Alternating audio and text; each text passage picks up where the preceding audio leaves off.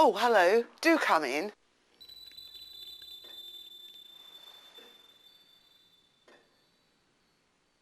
I was overwhelmed, actually. I thought it was wonderful. It was rich and strange, full of the most beautiful animation, and I was just, sort of thrown back in my seat with amazement. Yes, I think mostly the magical scenes, actually. I mean, I thought the fire demon Calcifer was wonderful. He wasn't as I portrayed him in the book, but he was wonderful. Also, the shooting stars, they were quite fabulous. And the scenes where the castle disintegrates, falls into bits and then bits and then bits, and cut down to four very skinny legs in the end.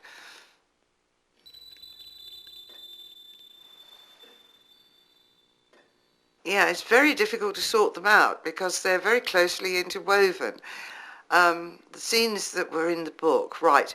The good one was the hat shop. I loved the hat shop, though you didn't see much of it. And the breakfast scene where they do bacon and eggs on Calcifer's head, that was in the book, and I thought it was wonderfully well done.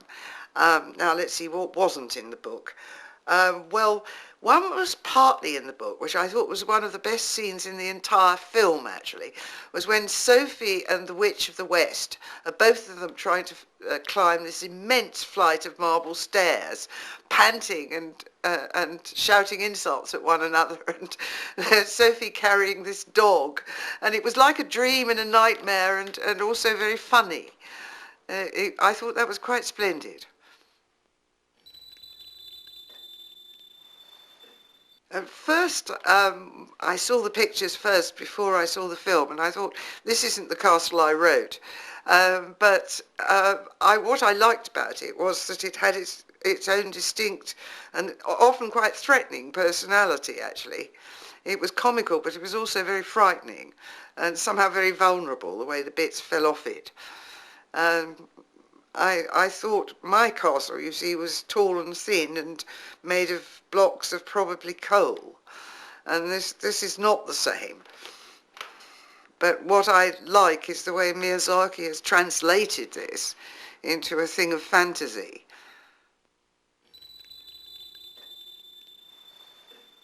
Oh yes, I've been longing to, actually, particularly Sophie, because I was really impressed. It seemed to me to be masterly animation, that as she got, as the film went on and she lost her elderliness, she also began to move, but only by degrees, more and more like a young girl.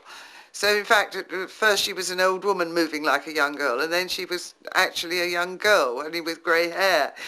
It was very impressive. I suppose he had this sort of slightly sad, childlike, gentle movement most of the time, slightly stiff, which made one very sorry for him, even though there wasn't always obviously anything wrong with him. And it's obviously one of those things that must have been picked up from my book, because people are always wanting to marry Howl. I have queues of young ladies from all over the world saying, if Howl turns out to be real, can I please marry him?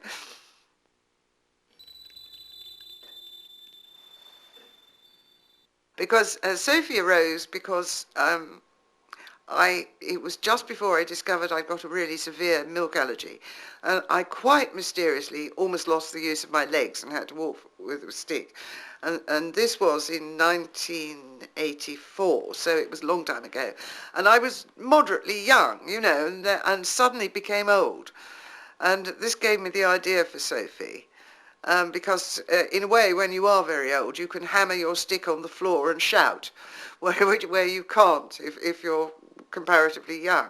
At least if you do, nobody will take any notice except to say, shut up.